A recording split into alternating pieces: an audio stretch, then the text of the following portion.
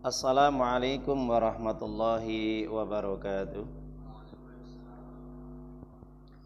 Innal hamdalillah tsumma alhamdulillah hamdan syukran thayyiban mubarakan fi alladzi amarana bil iman wal islam. Asyhadu an la ilaha illallah wahdahu la syarikalah wa asyhadu anna Muhammadan abduhu wa rasuluh. Allahumma salli wa sallim wa barik ala Muhammad wa ala alihi wa sahbihi ajma'in wa man tabi'ahum bi ihsanin ila yaumiddin. Usikum wa nafsi bi taqwallah faqad fazal muttaqun wal mu'minun. Kama qala Allah ta'ala fi kitabihil karim. A'udzu billahi minasyaitonir rajim. Bismillahirrahmanirrahim. Ya ayyuhalladzina amanu taqullaha haqqa tuqatih wa la tamutunna illa wa antum muslimun. Wa qala aidan ya ayyuhalladzina amanu taqullaha wa qulu qawlan sadida yuslih lakum a'malakum wa yaghfir lakum dzunubakum wa may yuti'illaha wa rasulahu faqad faza fawzan 'azima. Wa qala aidan wa idza quri'a 'alimul qur'anu la yasjudun. Tsumma qala Rasulullah sallallahu alaihi wasallam idza qara'a ibnu adam as-sajadah fasajada i'tajala syaitanu yabki yaqulu ya wailah ya waili. Umira ibnu adam bisujud falahul jannah fasajada falahul jannah wa umirtu bisujud fa abaitu faliyan nar wa fi riwayatin fa asaitu faliyan nar. Rawahu Imam Muslim. Wa qala fi haditsil ukhra khairukum man ta'allama al-Qur'ana wa 'allama. Iqra'ul Qur'an fa innahu ya'ti yaumal qiyamah syafi'a li ashabi amma ba'd. Rabbi israh li sadri wa yassir li amri wahlul 'uqdatam min lisani yafqahu qawli. Rabbi zidni 'ilma warzuqni fahma waj'al li minas solihin. Allahumma la sahla illa ma ja'altahu sahla wa anta taj'alul hazana idza syi'ta sahla. Alhamdulillah. Para jamaah Bapak Ibu yang dimuliakan oleh Allah taala, pada kesempatan yang berbahagia ini alhamdulillah kita masih diberi nikmat oleh Allah. Dengan nikmat iman dan Islam ini alhamdulillah kita bisa hadir di majelis ilmu. Dan alhamdulillah kita bisa melaksanakan ibadah sholat maghrib berjamaah. Dan kita teruskan, kita lanjutkan apa yang menjadi jadwal kita setiap pekan sekali pada hari Jumat malam Sabtu, yaitu kita belajar bersama-sama. Kita untuk tolabul ilmi faridotun ala kulli muslim, yang dimana menuntut ilmu, mencari ilmu itu hukumnya wajib bagi setiap laki-laki dan perempuan. Bagi mereka yang tidak mau belajar, maka jelas mereka tidak akan bisa merasakan nikmatnya ibadah kepada Allah. Karena pada dasarnya ibadah itu tidak akan diterima oleh Allah Subhanahu wa taala manakala tidak menggunakan, tidak memakai ilmu. Sampai-sampai Imam Al-Bukhari di dalam kitab Muqaddimah Sahih Imam Bukhari dikatakan al-ilmu qablal qaul wal amal, bahwa hendaknya orang itu senantiasa belajar ilmu sebelum dia berkata dan berbuat atau beribadah. Jadi kita bersyukur kepada Allah taala yang dimana atas limpahan nikmat, rahmat, taufik, hidayah, maunahnya kita diperkenankan untuk bisa bermajlis, bermujalasah, duduk-duduk bersama dalam rangka kita untuk saling menasehati kebaikan dan juga kesabaran.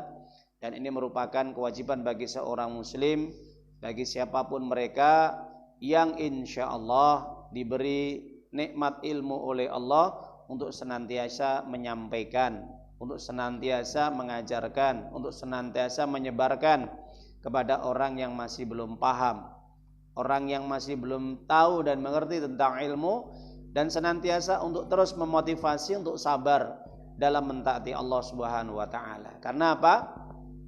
Karena tidak ada kesabaran yang paling tinggi derajatnya di sisi Allah Subhanahu wa taala melainkan kesabaran dalam mentaati Allah taala, sebagaimana yang disampaikan oleh seorang ulama mufti Arab Saudi, beliau yaitu Syekh Muhammad bin Shalih Utsaimin rahimahullah azza wa jalla, bahwasanya di antara sabar yang disebutkan oleh para ulama, maka sabar ketika mentaati Allah ini merupakan sabar yang paling tinggi derajatnya. Kenapa? Karena sabar dalam mentaati Allah ini membutuhkan segala hal, baik pengorbanan waktu, harta, maupun keyakinan yang kuat dalam dirinya. Maka oleh sebab itu, bagi orang yang senantiasa dia sabar dalam mentaati Allah Ta'ala, maka insya Allah derajatnya sangat tinggi di sisi Allah Subhanahu wa Ta'ala. Jadi mudah-mudahan kita para jamaah yang hadir di sini senantiasa mendapat yaitu anugerah dari Allah berupa iman dan Islam, dan juga diberi istiqomah, dan juga diberi kesabaran kita untuk tetap mentaati Allah. Karena Allah sendiri berfirman di dalam Al-Quran, apa yang kami bacakan di atas, yang kami bacakan di dalam sholat tadi, wa ma yulaqqaha illal ladzina sabaru wa ma yulaqqaha illa dzu hadzin 'adzim. Ya, kalau kita membaca Al-Quran di dalam surat Fussilat, surat yang ke-41 ayat yang 35, Allah Ta'ala menjelaskan, tidaklah orang-orang yang diberi anugerah oleh Allah keutamaan, kemuliaan, melainkan mereka orang-orang yang sabar. Sabar dalam rangka untuk istiqomah. Karena ayat ini berbicara sebelumnya adalah tentang bab istiqomah. Jadi orang yang istiqomah itu pasti dia sabar. Sabar ketika dia mentaati Allah, sabar ketika dia beribadah kepada Allah Subhanahu wa Ta'ala. Dan tidaklah orang-orang yang diberi kesabaran oleh Allah melainkan orang yang diberi keutamaan yang besar, orang yang dipilih oleh Allah, orang yang dicintai oleh Allah, orang yang betul-betul diposisikan oleh Allah sebagai orang-orang yang bisa menjaga ibadahnya dengan benar dan baik, dan itulah orang yang istiqomah.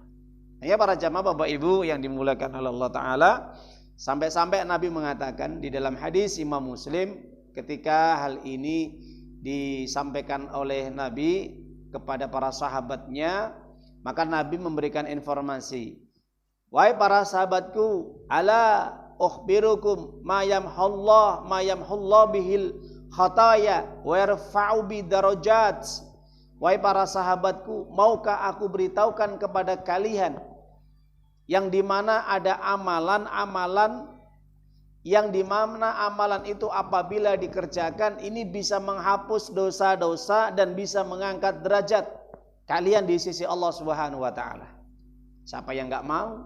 Maka para sahabat menjawab, qalu bala ya Rasulullah, baiklah ya Rasulullah, kami siap untuk mendengarkan dan kami siap untuk menjalankannya. Qal, maka Nabi mengatakan, yang pertama adalah, kata Nabi, yaitu apa? Nabi mengatakan, hendaknya kalian menyempurnakan wudu kalian, menjaga wudu kalian. Ya.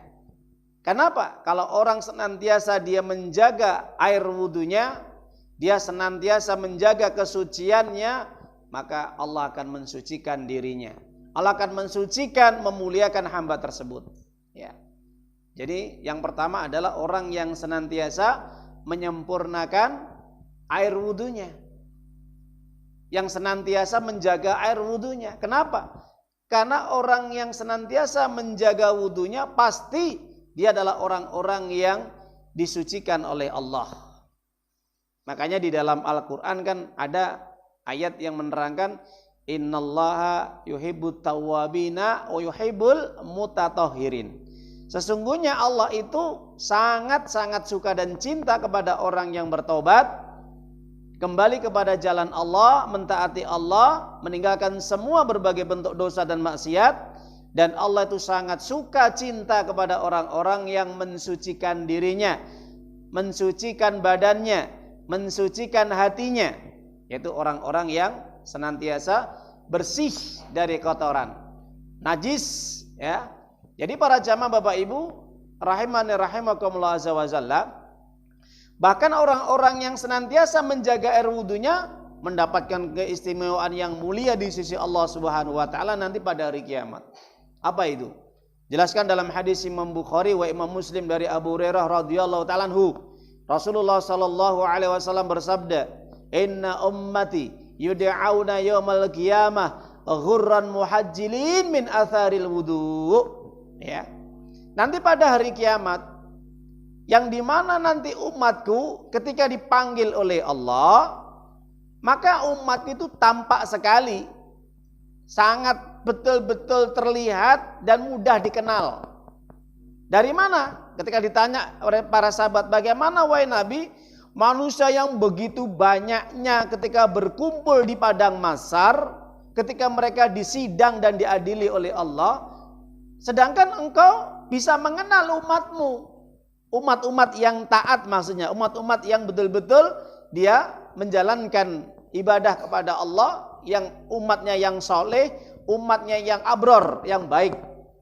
Maka Nabi mengatakan, min atharil wudu. Saya bisa mengenal umatku yang baik, yang soleh, itu disebabkan karena Allah tampakkan di wajah-wajah mereka, di tangan-tangan mereka, di kaki-kaki mereka, itu bercahaya. Itu bercahaya. Jadi aku bisa mengenal mereka, itu umatku. Inna ummati yud'auna yaumal qiyamah ghurran muhajjilin. Mereka ghurran muhajjilin, bercahaya, mulai wajahnya, mulai tangannya, mulai kakinya. Kenapa? Disebabkan mereka ketika hidup di dunia, mereka menjaga air wudunya. Mereka menjaga air wudunya. Masya Allah ya. Maka Nabi mengatakan, melanjutkan kalimatnya, faman istata'a minkum ayyutilla ghurratahu wa tahjilahu falyaf'al.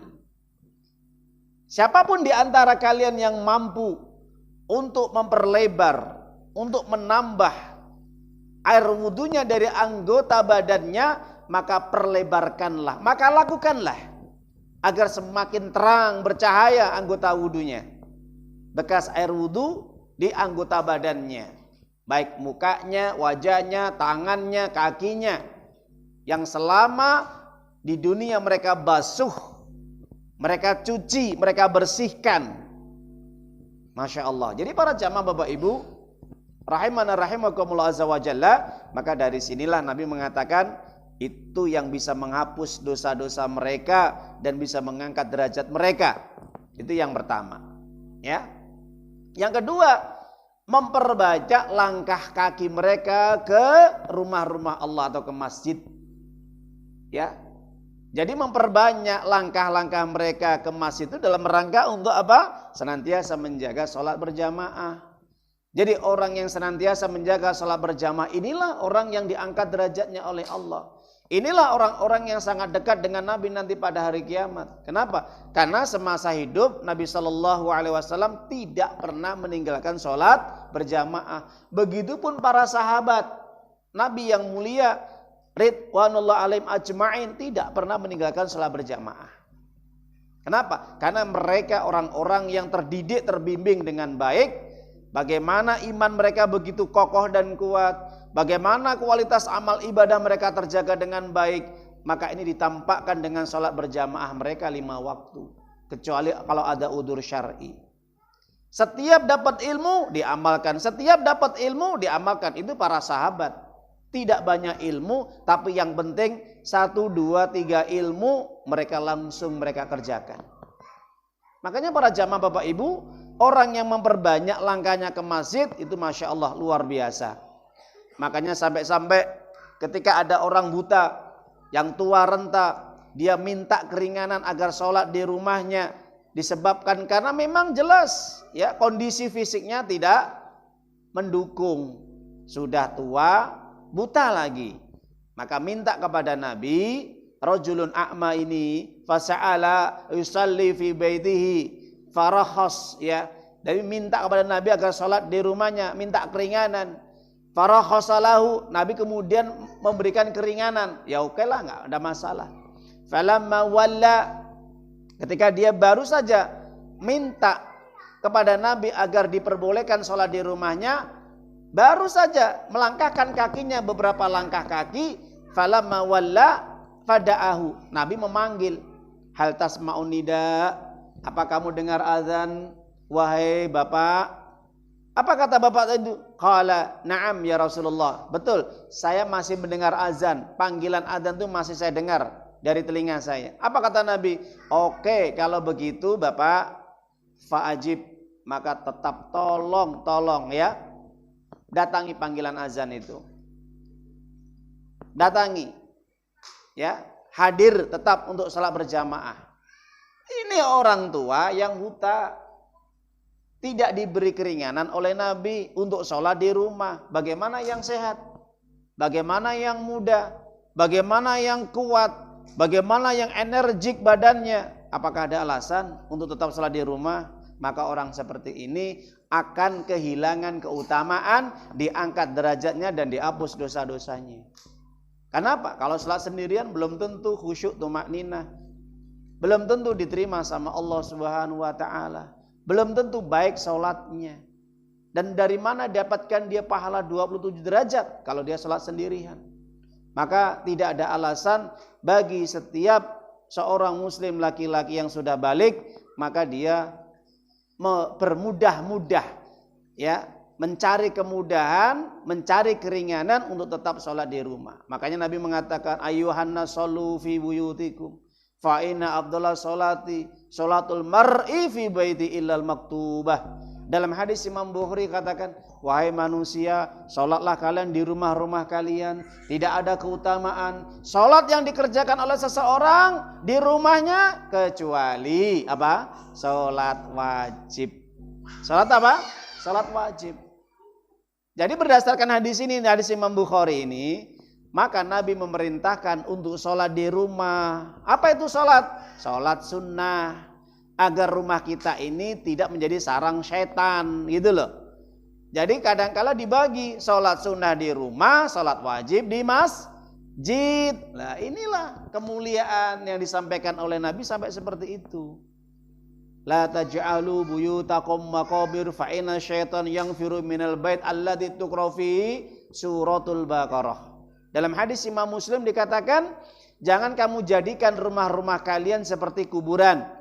Kenapa? Banyak orang yang menjadikan rumah seperti kuburan. Rumah hanya untuk digunakan tempat tidur, tempat berteduh, tempat hanya untuk makan, tempat hanya untuk melampiaskan seksual, ya. Tapi jauh dari ibadah kepada Allah. Tidak digunakan untuk sholat sunnah, tidak digunakan untuk baca Quran, tidak digunakan untuk sholawat, tidak digunakan untuk majelis ilmu, tidak digunakan untuk mendengarkan kebaikan-kebaikan atau berzikir kepada Allah. Ini romah seperti sarang setan. Makanya kata Nabi, setan itu lari kalau di dalam rumah dibacakan surat Al-Baqarah. Setan akan senang kalau ada orang itu sholat wajibnya di rumah. Bagi laki-laki itu setan senang. Setan itu benci kalau ada seorang laki-laki muslim kalau sholatnya di masjid. Nah, jadi para jamaah Bapak Ibu, ini penting sekali.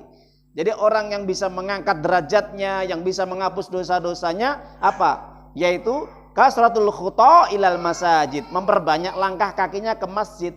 Bahkan ini sebagai orang mukmin yang sejati. Idza ra'aitar rajul ya'tadul masjid fashhad lau bil iman. Dalam hadis Imam Tirmizi dikatakan, kalau Anda melihat ada seorang laki-laki yang gentleman, dia suka ke masjid, ya, menghadiri salat berjamaah 5 waktu, saksikanlah dia adalah seorang mukmin yang sejati.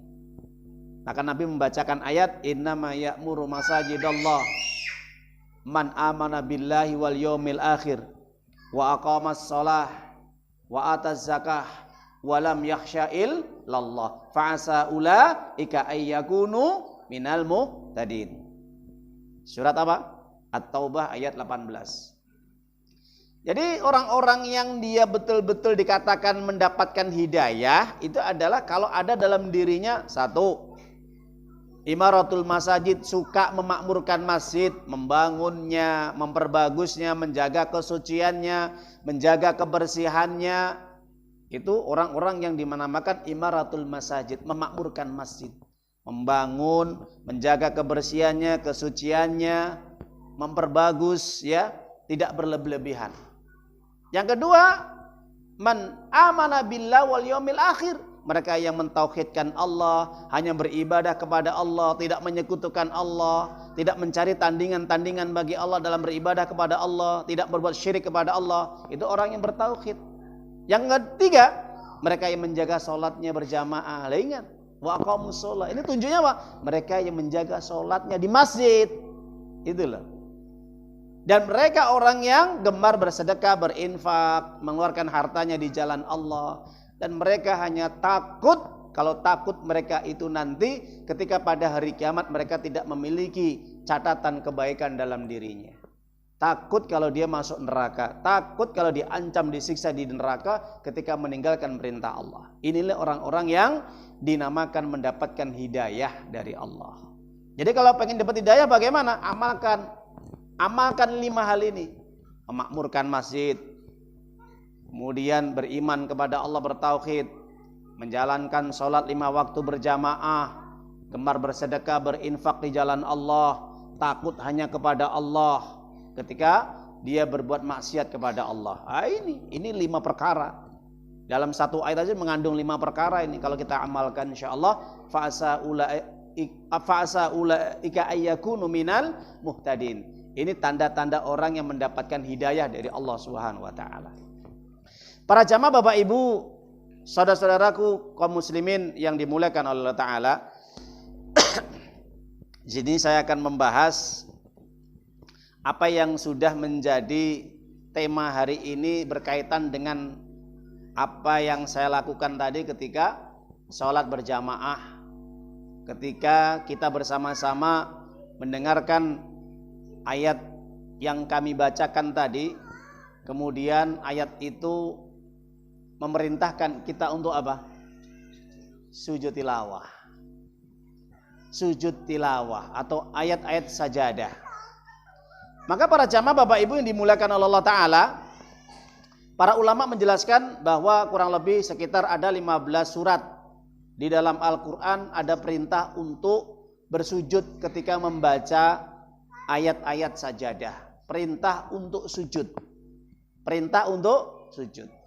Banyak ayat, surat Al-A'raf ya, kemudian surat An-Nahl, kemudian ada juga di dalam surat Al-Furqan, ada juga di dalam surat An-Najm, ada juga di dalam surat Al-Alaq, surat ya Fusilat, dan surat juga yaitu Al-Insyiqaq ya.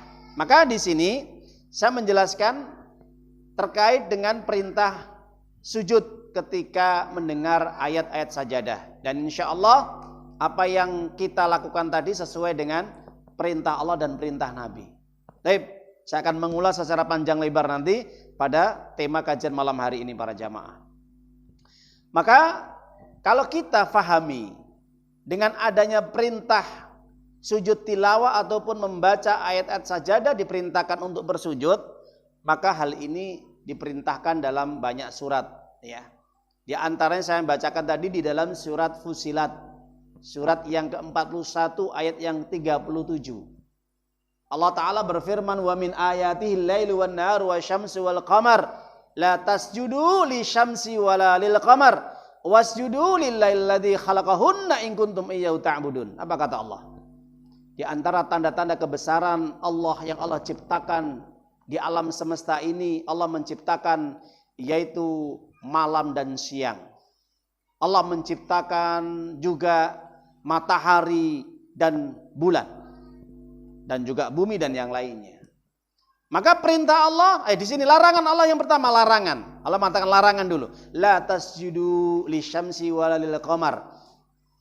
Jangan sekali-kali kalian sujud kepada matahari dan bulan. Sebagaimana orang-orang ya Majusi yang mereka menyembah matahari, menyembah dewa. Ya, sebagian juga menyembah bulan, ya. Orang-orang jahiliyah, orang-orang musyrik yang menganggap adalah kekuatan matahari, kekuatan bulan adalah di antara kekuatan dari dewa-dewa bulan dan dewa matahari. Orang yang memiliki banyak Tuhan, itu keyakinannya orang-orang musyrik jahiliyah. Ada dewa matahari, ada Tuhan matahari, ada Tuhan bulan, ada Tuhan bintang, ada Tuhan bumi, Tuhan tanah dan sebagainya, Tuhan angin lah itu. Maka di sini Allah melarang la tasjudu lisyamsi walalil qamar. Jangan kamu sujud ya kepada matahari dan sujud kepada bulan. Maka perintah Allah wasjudu lillahilladzi khalaqahunna in kuntum iyyahu ta'budun. Akan tetapi hendaknya kalian sujud hanya untuk Allah. Sujudmu hanya untuk Allah. Yang dimana Allah telah menciptakan semuanya. Semuanya di alam semesta ini. Baik itu matahari, bulan, bumi, bintang-bintang. Dan apa saja yang di alam semesta ini. Itu adalah semuanya makhluknya Allah. Semuanya ciptaannya Allah. Tidak boleh bagi manusia mengambil sekutu-sekutu, tandingan-tandingan bagi Allah dalam beribadah kepada Allah. Artinya berkeyakinan menganggap bahwa ada selain Allah itu yang bisa memberikan manfaat, mendatangkan kebaikan dan menolak bahaya. Selain Allah. Ini keyakinan yang syirik, yang dimana sangat-sangat dikecam oleh Allah Ta'ala. Karena apa? Karena Allah yang menciptakan semuanya dari makhluknya. Matahari, bulan, bumi, bintang, tata surya dan sebagainya. Itu Allah yang menciptakannya. Bukan siapapun. Dan Allah tidak membutuhkan karyawan. Allah tidak membutuhkan makhluknya dalam hal penciptaannya. Cukup hanya Allah sendiri. Allah al-Qawiyyul Matin. Allah itu kuat, maha yang kuat, maha yang perkasa, Al-Aziz. Ya, tidak butuh dari makhluknya dalam hal penciptaan. Ya, apa saja. Maka hendaknya kalian hanya beribadah kepada Allah. Para jamaah Bapak Ibu yang dimuliakan oleh Allah Ta'ala, di situ ada perintah sujud. Maka ketika kita membaca ayat-ayat sajadah, maka di situ diperintahkan untuk bersujud. Kenapa? Baik, di mana kita mengambil hadis Nabi Shallallahu Alaihi Wasallam dari Abu Hurairah radhiyallahu ta'ala anhu, dari hadis Imam Muslim, hadis Sahih, diceritakan bahwasanya Rasulullah sallallahu alaihi wasallam bersabda, "Idza qara'a ibnu Adam as-sajjada fasajada i'tajala syaitan yabki yaqulu ya wailah wa fi riwayatin Abu Quraib ya waili." Ya. Ketika ibnu Adam ataupun manusia atau seseorang ketika dia sedang membaca Al-Qur'an, bertepatan yang dibaca ada ayat sajadah, kemudian ketika dia membaca ayat yang di situ terkait dengan ayat sajadah, kemudian dia langsung sujud, fasajada, maka i'tajala syaitan yabki yaqulu ya wailah wa fi riwayatin Abu Quraib ya waili. Maka ketika hamba orang tadi sujud ya menghadap kiblat sebagai bentuk perendahan dirinya, kepatuhan dan ketundukan dia kepada Allah, maka saat itu setan yang hadir di sebelahnya. Ustaz, apa ada setan? Ada. Kita sedang sholat ini ada setan. Setan yang berusaha untuk menggoda orang sedang sholat. Setan apa namanya? Khinzab atau khanzab. Yusama khinzab atau khanzab. Jelaskan dari ya hadis ya Utsman bin Amr bin As, dia berkata ketika sedang sholat, selesai sholat dia cerita kepada Nabi, "Ya Rasulullah, baina sholati wa baina qiraati." Ketika saya sedang sholat, ketika saya sedang baca Quran, tiba-tiba saya lupa bacaan Quran ini. Saya ulang lagi, lupa lagi ya Rasulullah.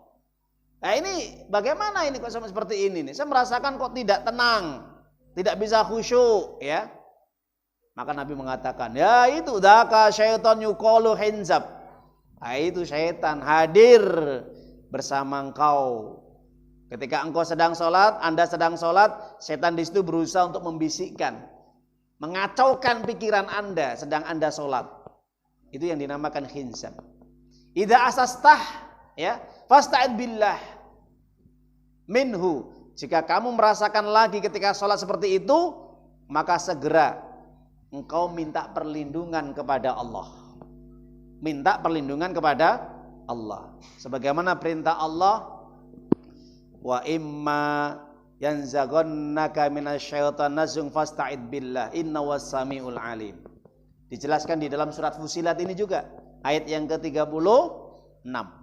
Allah menyatakan di dalam ayat ini ya, bahwa ketika engkau merasakan gangguan dari setan, yang dimana setan selalu mengganggu kamu, baik di dalam sholat atau di luar sholat, dalam kondisi berjaga atau dalam kondisi tidur, maka jangan lupa fasta'id billah. Minta apa?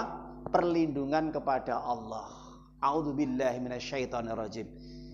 Saat itu setelah kamu minta perlindungan kepada Allah, maka wathqil ala yasarik thalasan marrat. Kemudian meludah sebelah kiri 3 kali. Maka ketika hal ini diamalkan oleh sahabat tadi, maka hilanglah gangguan-gangguan tadi. Jadi para jamaah Bapak Ibu yang dimuliakan Allah Ta'ala, maka setan ketika melihat dan mendengar orang membaca ayat sajadah, kemudian orang tersebut langsung dia sujud, bersimpuh di hadapan Allah, disebabkan karena ketundukan dan kepatuhan dia kepada Allah, kerendahannya dia di hadapan Allah, begitu lemahnya dia di hadapan Allah, maka setan mengatakan yabki yaqul, sambil dia berpaling itizal, sambil dia pergi, bahasa Jawa ngalih, minggat, maka dia sambil menangis, minggatnya ambil menangis, ya. Jadi meninggalkan orang tersebut sambil dia menangis, sambil dia mengatakan yaqul ya wailah, celakanya diriku. Dalam riwayat Abu Quraib katakan ya waili, ya wailahu, ya waili, ya. Ada 2 riwayat. Maka saat itu setan mengatakan sambil dia berpaling meninggalkan orang tersebut, sambil dia menangis, sambil dia ngomel sendiri mengatakan, ya, celaka diriku, umiro ibnu Adam bisujud fasajada falahul jannah. Ketika seseorang membaca ayat sajadah kemudian dia sujud, diperintahkan untuk sujud, kemudian dia sujud, taat tunduk patuh kepada Allah, maka dia mendapatkan surga. Maka dia mendapatkan apa? Surga. Sedangkan diriku wa umirtu fa abaitu faliyanar wa fi riyatin fa asaitu faliyanar.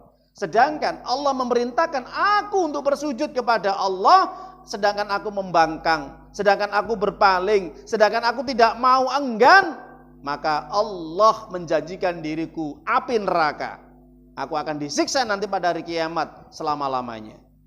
Para jamaah Bapak Ibu yang dimuliakan Allah Ta'ala, itu gambaran yang disampaikan oleh Nabi SAW dalam hadis Imam Muslim, bahwa ketika orang membaca ayat sajadah, maka saat itulah setan yang hadir di situ langsung dia ngomel-ngomel, dia marah-marah, kemudian dia berpaling sambil mengatakan, ketika orang diperintah sujud, dia dapat surga.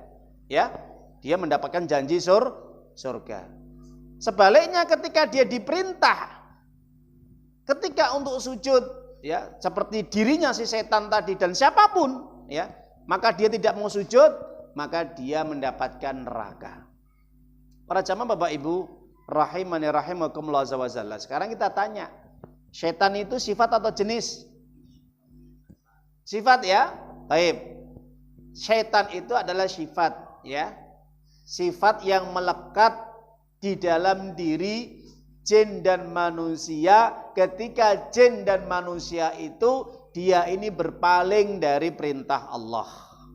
Ketika orang tadi dia ini mendurhakai Allah, membangkang, menyombongkan diri, tidak mau tunduk patuh kepada Allah, tidak mau rukuk sujud kepada Allah, maka dinamakan syaitan.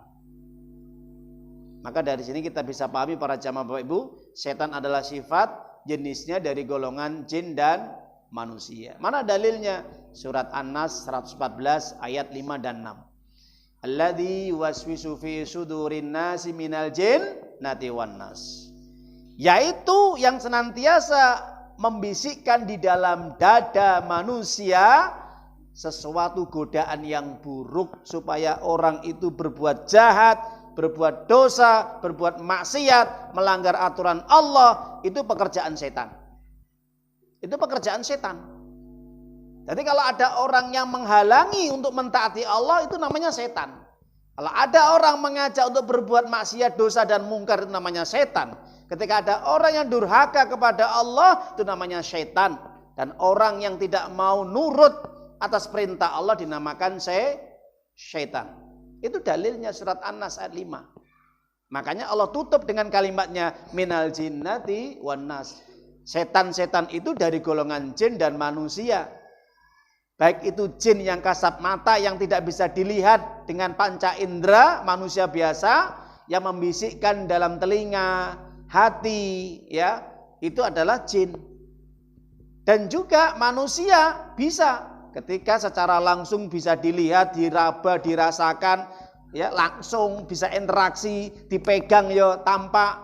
Tapi tiba-tiba dia mengatakan, ngapain sholat, ngapain ibadah, ngapain ngaji, ya. Ayo kita maksiat, ayo kita berbuat dosa, ayo kita melanggar aturan Allah. Itu setan dari golongan manusia. Apapun bentuknya, yang menghalang-halangi manusia, yang mengajak manusia untuk mendurhakai perintah Allah. Para jamaah Bapak Ibu yang dimuliakan oleh Allah Ta'ala, itu gambaran yang disampaikan oleh Nabi ketika orang membaca ayat sajadah, baik di dalam sholat maupun di luar sholat, hendaknya dia sujud. Bagaimana doanya sujud? Ya, ini para ulama menjelaskan banyak versi. Tapi kalau kita mengambil hadis yang sahih, ya, sebagian mengucapkan dengan doa sajada wajhal ladzi khalaqahu, ya, wasawarahu wasyaqqa samahu wa basarahu bihauli wa quwatihi fatabarakallahu ahsanul khaliqin. Sebagian versi.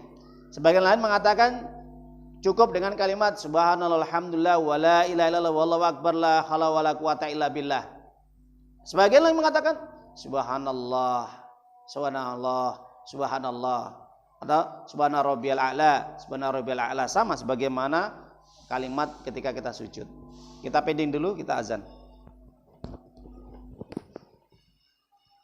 Yang dimulakan oleh Allah Subhanahu wa taala, maka di sini kita akan sampaikan bahayanya orang-orang yang semasa hidupnya tidak mau sujud kepada Allah Subhanahu wa taala, sekaligus ancaman dari Allah taala. Maka digambarkan di dalam ayat-ayat Allah Subhanahu wa taala kalau kita membukanya, bagi orang yang semasa hidupnya tidak mau sujud. Mereka diperintah sujud tidak mau sujud, maka di sini ada bahaya yang mengancam dirinya. Yang pertama, semasa hidupnya orang yang dia tidak mau sujud, maka jelas orang yang seperti ini disifati sebagai pengikutnya iblis laknatullah alaihi. Sebagai apa? Junud, tentaranya iblis, atau sebagai hisbuhum, sebagai kelompoknya, partainya, atau sebagai yaitu ya atba'uhum, pengikutnya, atau juga sebagai abduhum, budaknya. Ini orang yang semasa hidupnya disuruh sujud tidak mau sujud, maka bisa menjadi pengikutnya, sebagai kelompoknya, partainya, dan juga termasuk pengikut setianya iblis. Maka dijelaskan di dalam Al-Quran. Kalau kita membuka yang pertama di dalam surat Al-Baqarah ayat yang ke-34. Surat yang kedua.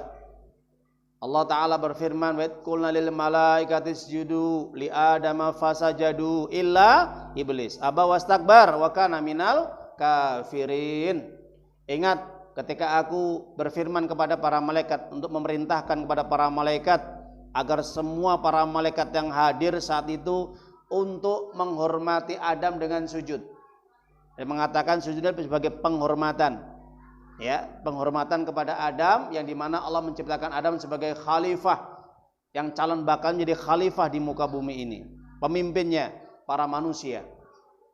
Maka saat itulah para malaikat fasajadu, semuanya nggak ada yang banyak komentar, nggak banyak cincong, nggak banyak ngomong, langsung ketika mendengar perintah sujud, sujud mereka semuanya.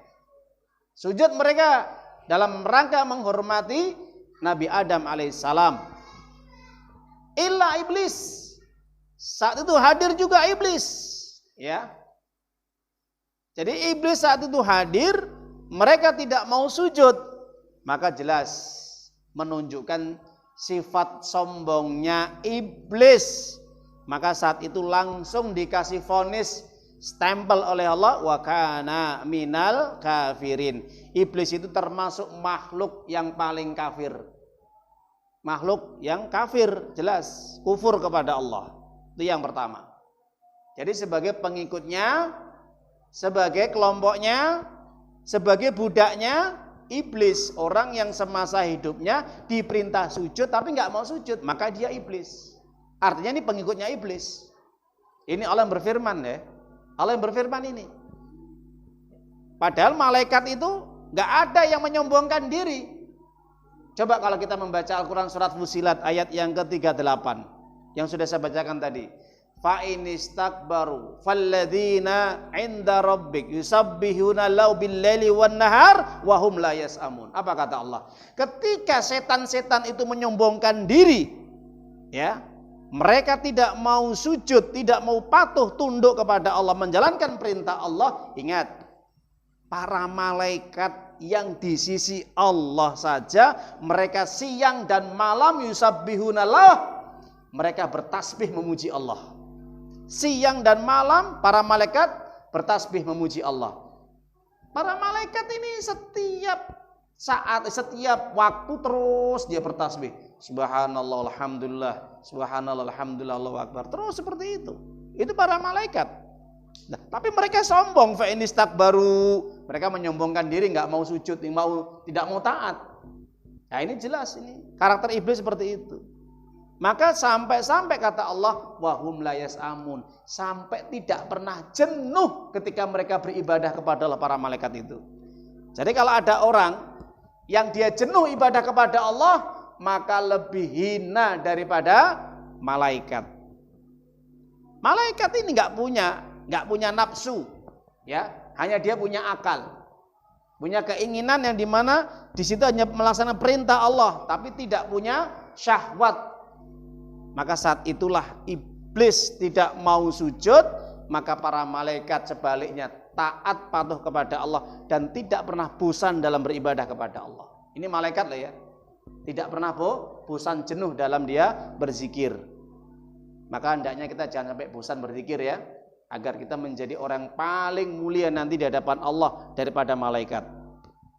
Para jamaah Bapak Ibu yang dimuliakan oleh Allah, itu yang pertama. Yang kedua, orang yang semasa hidupnya tidak mau sujud, diperintah untuk sujud, tidak mau ibadah, tidak mau sholat, tidak mau melaksanakan perintah-perintah Allah yang lainnya, apa kata Allah? Maka itu termasuk orang-orang yang kufur dan mendustakan Allah.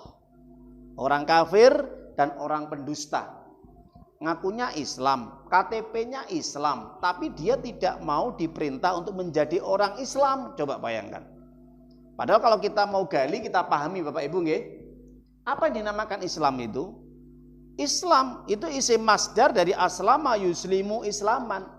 Pekerjaannya adalah aslama, merendahkan diri, taat tunduk patuh kepada Allah. Orangnya namanya muslim.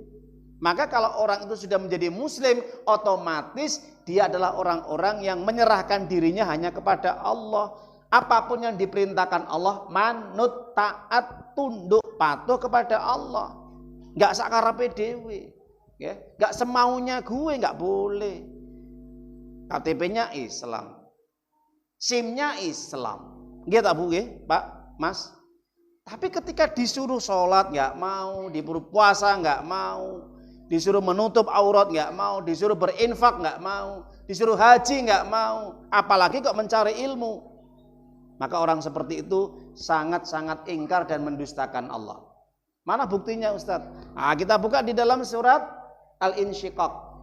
Surat yang 84 ayat yang ke-21. Allah Subhanahu wa taala menjelaskan, wa idza quri'a 'alaihimul qur'anu la yasjudun. Balil ladzina kafaru yukadzibun. Wallahu a'lamu bima yu'un. Perhatikan ayat ini. Ketika mereka diperintahkan untuk bersujud ketika mereka membaca Al-Quran yang di dalamnya ada nasihat-nasihat, di dalamnya ada perintah dan larangan, tapi mereka tidak mau sujud. Apa sujud di sini? Tidak mau mengikuti Al-Quran.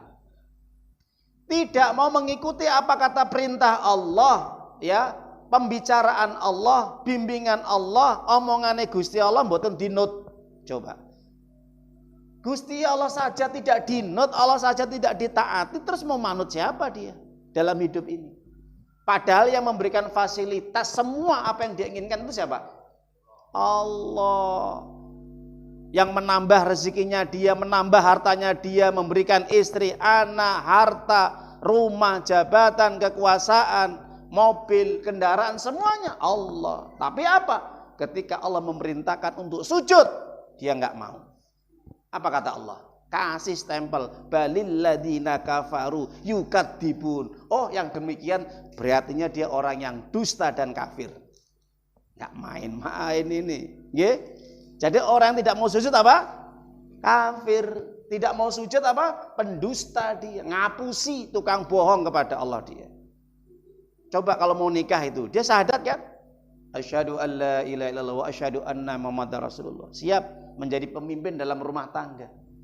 Dia bersaksi di hadapan orang banyak. Tapi setelah dia nikah, ketika dia tidak mau sholat, ketika dia tidak mau ibadah, ketika dia tidak mau sujud, apa yang terjadi? Pembohong besar dia. Sudah bohong kepada Allah, bohong kepada manusia seluruhnya. Betul nggak Pak Bu? Betul nggak? Orang kalau mau nikah syahadat nggak? Lu syahadat di hadapan orang banyak.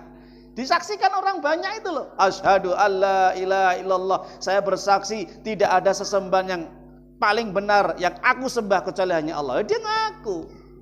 Tapi apa yang terjadi? Setelah selesai ijab dan qabul, besoknya Allahu Akbar, Allahu Akbar, enak-enak tidur dia. Nggak mau datang ke masjid, tidak mau sholat. Ini kan pembohong. Makanya di situ dua sifat. Balil ladina kafaru yukadzibun. Ya. Oh, kalau begitu berarti dia orang yang ingkar, orang yang menolak perintah Allah dan pendusta. Nggak main-main, satu ayat langsung dua sifat. Gitu, Pak Bu? Dibuka nanti surat Al-Insyiqaq, ya, ayat yang ke-22. Ya. Jadi Allah tuh tahu siapa orang-orang yang melakukan perbuatan yang pembohong tadi. Ya, nanti akan disiksa oleh Allah dengan siksaan yang berat. Nah itu. Itu orang yang tidak mau sujud semasa hidupnya. Sampai datang kematiannya distempel sama Allah, maka orang seperti itu orang yang ingkar, orang yang kufur, kafir pelakunya dan pendusta, tukang bohong, tukang ngibul kalau orang bilang ya. Yang ketiga, bahaya orang semasa hidupnya tidak dia mau sujud, tidak mau dia taat, ya, tidak mau dia patuh tunduk kepada Allah dari perintah-perintahnya. Ingat, ini ancaman yang luar biasa. Nanti diceritakan ya, ini cerita. Mungkin hari ini cerita, tapi nanti kenyataan pada hari kiamat. Nggih Pak Bu? Ya, sekarang saya cerita ini. Cerita saya di dalam Al-Qur'an. Dibuka di dalam surat Al-Qalam. Surat Al-Qalam itu surat yang ke-60 berapa? 8. Ya.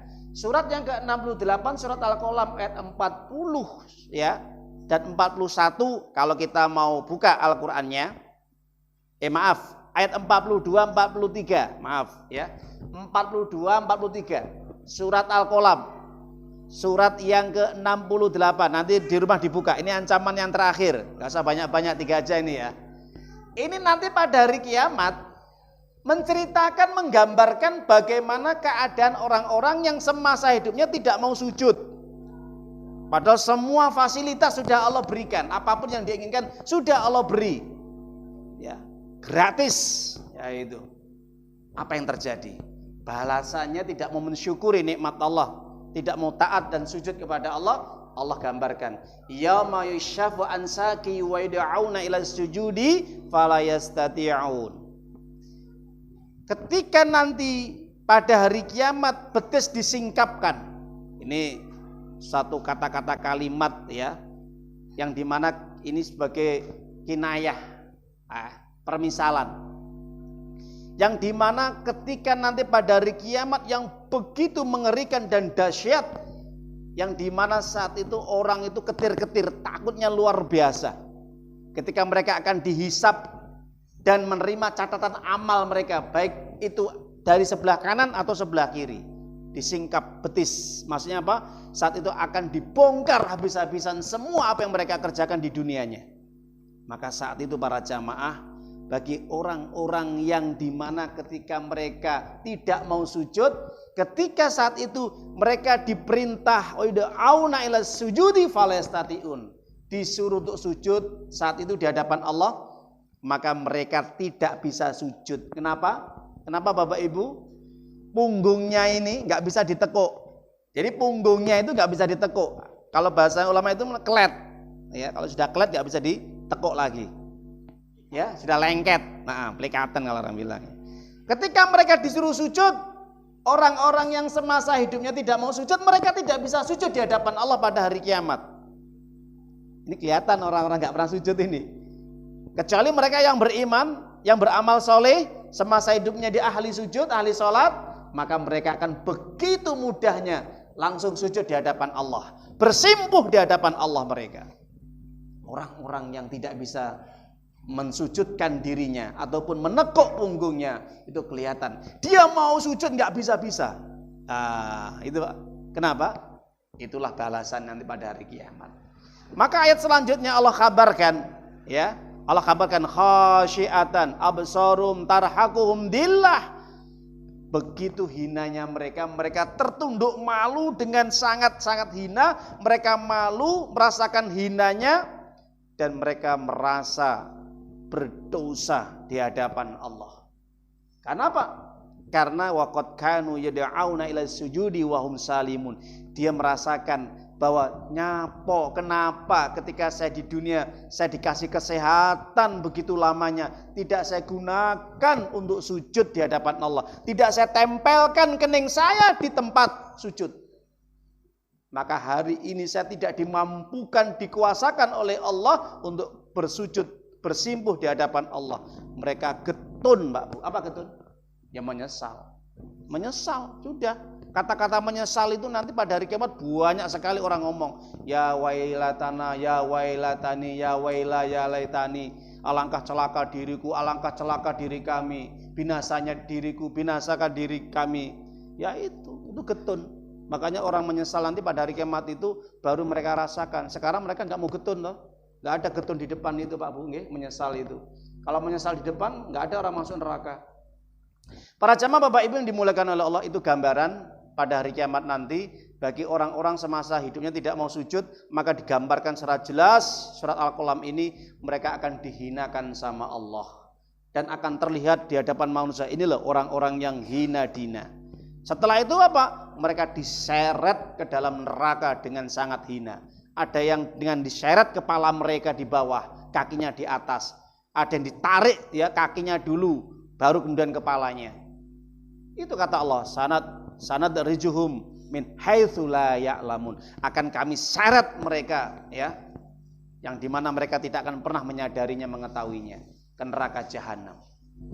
Para jamaah Bapak Ibu yang dimuliakan oleh Allah, itulah yang kami sajikan, kami sebutkan, kami ceritakan, kami jelaskan di dalam ayat-ayat Allah bagaimana keadaan atau ihwal orang-orang yang semasa hidupnya dikasih sehat, dikasih makmur, dikasih sentosa, dikasih banyak harta, kemampuan, ya, apapun yang dia miliki, ya, kekuasaan, popularitas, jabatan, ya, ataupun kesuksesan dalam hidup. Tapi apa yang terjadi?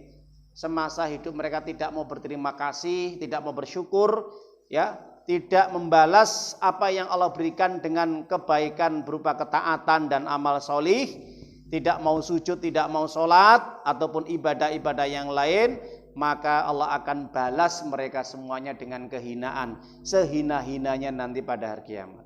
Na'udzubillah summa na'udzubillah. Kita berlindung kepada Allah, semoga kita bukan menjadi orang-orang yang nanti dihinakan oleh Allah Subhanahu wa taala. Amin ya rabbal alamin. Semoga bermanfaat kajian pada malam hari ini. Semoga Allah senantiasa membimbing kita tetap di atas jalan yang benar dan senantiasa kita tetap istiqomah, dan semoga kita diwafatkan dalam kondisi husnul khatimah. Amin ya rabbal alamin. Pada akhirnya kita tutup dengan bacaan hamdalah. Alhamdulillahirabbil alamin. Subhanaka Allahumma wa bihamdika asyhadu an la ilaha illa anta astaghfiruka wa atubu ilaik. Bila taufik wal hidayah, akhiru da'wana. Assalamualaikum warahmatullahi wabarakatuh.